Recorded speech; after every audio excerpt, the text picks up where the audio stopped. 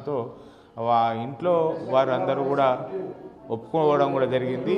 ఒప్పుకున్న తర్వాత ఇదే ఇంట్లో వారిని కాపురానికి కూడా తీసుకువచ్చి ఇదే ఇంట్లో ప్రస్తుతం మనము ఈ ఉన్నటువంటి గది ఏదైతే ఉందో ఈ గదిలోనే హరిబాబు వైష్ణవిని దారుణంగా హత్య చేసినటువంటి పరిస్థితి. ఇప్పుడు ఆనవాళ్ళు మొత్తం కూడా ఇటు మొత్తం ఇల్లంతా కూడా శుభ్రం చేస్తున్నటువంటి దృశ్యాలను మనం కూడా చూడవచ్చు.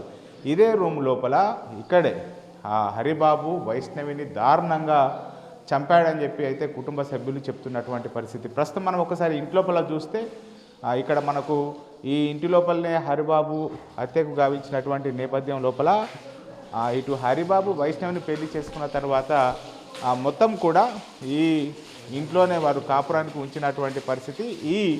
ఈ కనబడేటువంటి రూమ్ ఏదైతే ఉందో ఇందులో వైష్ణవికి సంబంధించినటువంటి తల్లిదండ్రులు ఉంటారు.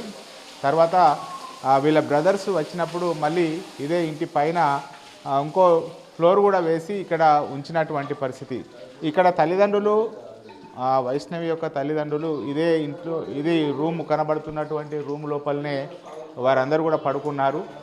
ఇప్పుడు మనము